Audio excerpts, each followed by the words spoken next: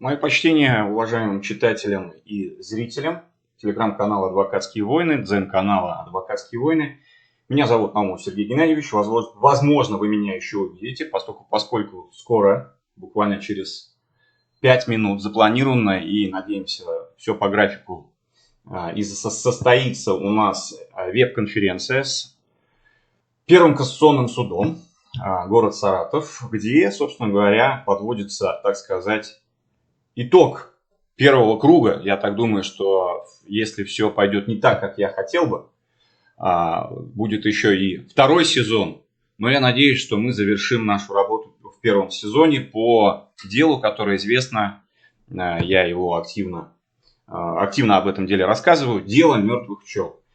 Сегодня у меня, так сказать, в моей студии, в моем рабочем кабинете Юрий Алексеевич Цыберев, собственно говоря, пострадавший пчеловод Рамадановского района, пасека которого была загублена действиями, как мы предполагаем, но суд с нами не согласился, действиями ООО «Рамадановская» и нанятым им товариществом «Рамадановская ИКО», «Комсомолец ИКО», прошу прощения. Вот. И мы все-таки рассчитываем, что суд кассационной инстанции все-таки начнет формировать единообразную практику, и наши агрохолдинги, наших бизнес-латифундистов все-таки будут ответственно подходить к применению пестицидов, проще сказать, ядохимикатов.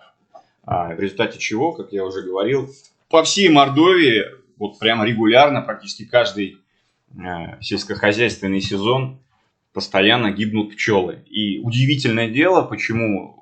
Да на самом деле известно, почему наши республиканские органы власти, правоохранительные и даже правозащитные структуры абсолютно слепы и абсолютно беспомощны. Ну вот такая вот предыстория и мое, можно сказать, революционное и гневное высказывание по поводу той ситуации, которая, к сожалению, сложилась в настоящий момент у нас в Республике Мордовия. Сейчас небольшой буквально перерыв.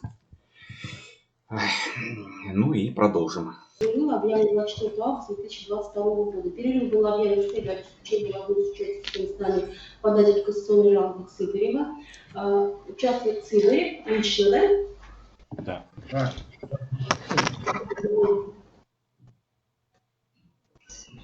Наумов Сергей Геннадьевич участвует в судебном заседании? Да, уважаемый суд, я здесь, рядом с Юрием Алексеевичем. Вы представитель, да? Да, уважаемый суд, по заявлению Юрия Алексеевича сейчас озвучит.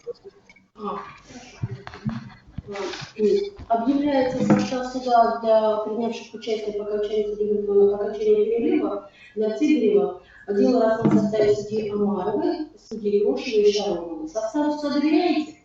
Да. Да, доверяю. Отзывов не имеете?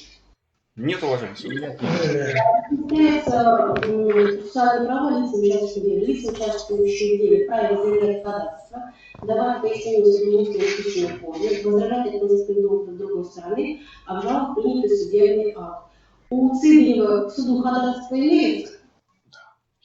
Да, представитель Наумов Сергей Александрович. Просите допустить в качестве представителя, да? По вашему устному заявлению? Да. Судебная коллегия на месте определила допустить в качестве представителя Наумова Сергея Геннадьевича в порядке части 653, который представил подтверждение полномочий, получивший диплом об окончании училищного образования. Сергей Геннадьевич, что сейчас только был объявлен состав суда, вы составу суда доверяете? Да, доверяю, уважаемый суд. Отводов не имеете? Нет, не имею. Разъясняем вам ваши процессуальные права, доверять ходатайство, давать пояснения, обжаловать принятый судебный акт, не соглашаться, возражать с другой стороны. Вам ваши процессуальные права известны, понятно? Да, понятно, уважаемый суд, известно. У вас какие-либо ходатайства к суду имеются? Нет, уважаемый суд, мы подготовились, все документы были заранее представлены.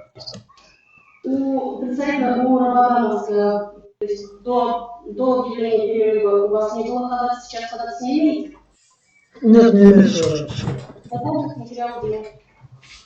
Берем психическом обществе ограниченной оскали материального вреда, компенсации морального вреда, просил взыскать материальный вред 130 тысяч рублей, Барри 50 тысяч рублей, ссылается на то, что 2021 года после обработки каждой болезни, надлежащих ответчику, произошла массовая гибель принадлежащих ему пчелиных семей.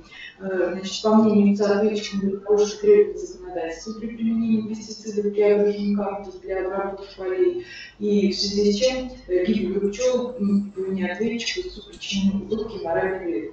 Решением Рамадановского районного суда Республики Мордовия от 20 декабря 2021 года оставлен без изменения апелляционного коллегии Верховного Верховного суда Республики Мордовия 15 марта 2022 года удовлетворение исковых требований Сибиряку было отказано. Кассационной жалобы заявил представитель вопрос по отмене судебного постановления, ссылаясь на незакон и необоснованность, просит направить дело на новое рассмотрение в суд первой инстанции в ином составе судей. Также 17 августа в Кассационный суд поступили письменные объяснения, также поданы представители истца, где также содержатся доводы, в том числе о наличии административного ресурса, по мнению истца ответчика, по поводу ссылается на практику по иным аналогичным спорам, и также просит об отмене судебных.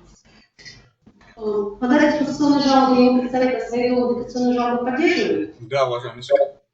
Дополнение пояснения имеется? Есть? Нет. Уважаемый суд, у меня есть буквально кратко резюмировать для уважаемого суда и представителя ответчика. Я ссылался на формирующуюся судебную практику, в частности, Курской области, Касторинского районного суда. Я все-таки хотел в сравнительно-правовом аспекте показать отличия. Может быть, это не совсем было бы с тактической точки зрения правильно, но истинно дороже.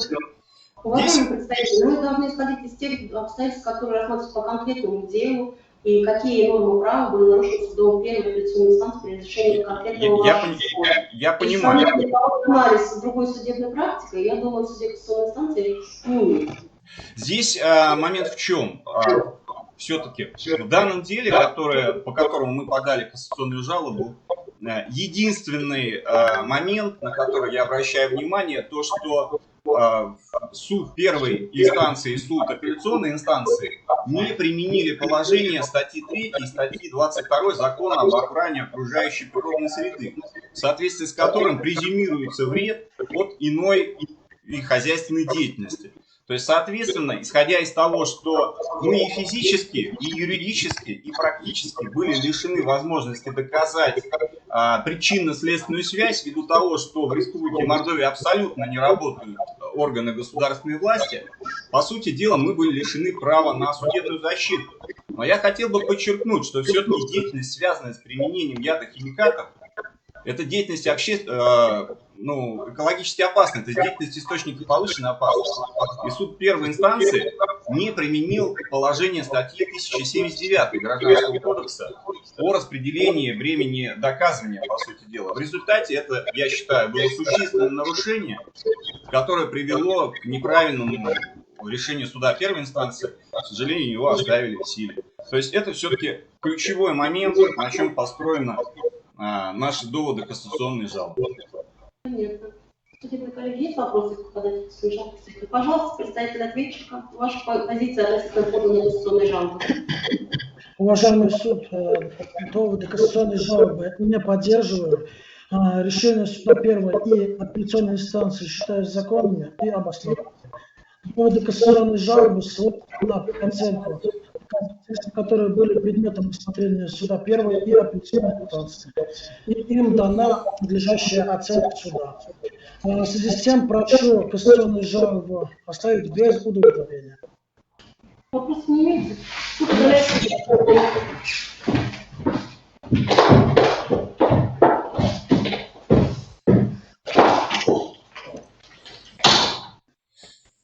Вы в этом году решили не засеивать поля поблизости от пасек, я так понимаю, да? Да, нет, они засеяны, просто в этом году моль не было. Ясно. А если бы была, то травили бы, да? Ясно. Но мы бы травили, но только с применением всех законов. То есть вы другие препараты использовали, я так понимаю, да? Еще раз можно Я сказать. говорю, вы другие препараты использовали? Конечно, по строгости закона использовать. По всей строгости закона использовали другие препараты. Ясно. Ну, допустимости закона, даже так сказать. Ну а все-таки как же быть-то с этой ситуацией? А если повторится? Еще раз. Есть же такая вероятность, что в У вас результате... просто эхо идет, не могу разобрать речь. Я к тому, что, смотрите, сейчас как минимум Юрий Алексеевич и другие пчеловоды, они уже... Ну ладно, в другой раз поговорим. Оглашается резолютивная часть определения. Город Саратов, 31 августа 2022 года. Судебная коллегия по гражданским делам Первого конституционного суда общей юрисдикции в составе председательствующего судьи Амарова, судей Брошева и Шаронова рассмотрела в открытом судебном заседании гражданское дело по иску Цыбирёва Юрия Алексеевича к обществу с ограниченной ответственностью Рамадановского, искание материального вреда и компенсации морального вреда. Конституционные жалобы Цыбирёва Юрия Алексеевича на решение Рамадановского суда Республики Мордовия 20 декабря 2021 года и апелляционное определение судебной коллегии по гражданским делам Верховного суда Республики Мордовия 15 марта 2022 года. Руководствуясь статьями с 379.5 по 379.7, 390, 390.1 Гражданского процессуального кодекса Российской Федерации, судебная коллегия по гражданским делам Первого конституционного суда общей юрисдикции определила решение Рамадановского районного суда Республики Мордовия 20 декабря 2021 года и апелляционное определение судебной коллегии по гражданским делам Верховного суда Республики Мордовия 15 марта 2022 года оставить без изменения, конституционную жалобу Цыбирёва Юрия Алексеевича без удовлетворения. Определение суда конституционной инстанции вступает в силу со дня его принятия. Стороны файла обжаловать определение судебной коллегии по гражданским делам Верховного суда Российской Федерации в течение 3 месяцев со дня вынесения определения Конституционным судом общей юрисдикции. Судебное заседание является закрытым. До свидания. До свидания. Как урожай меда?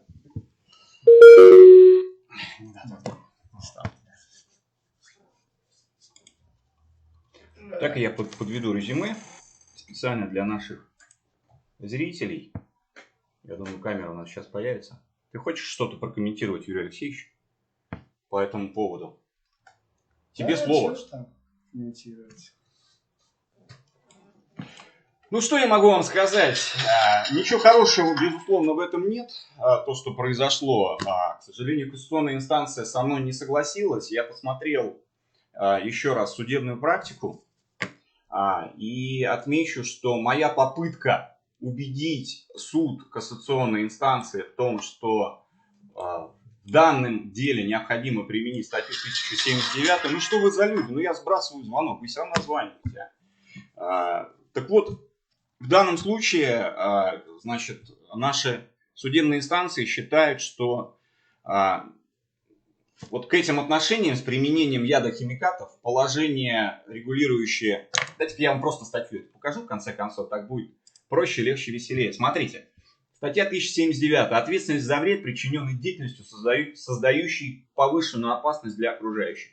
То есть наши суды общей юрисдикции в нашем округе, как минимум, считают, что деятельность, связанная с распылением ядохимикатов, не представляет повышенную опасность. А поэтому эту норму они не применяют, или во всяком случае не рискуют применять. В результате, когда, вот, как у нас в Мордовии складывается ситуация, что ветслужбы, все эти органы не работают, не хотят работать объективно, не хотят проводить расследования, нет реактивов у них в конце концов. Получается, что доказать пчеловоды фактически ничего не могут. Что в этой ситуации остается делать?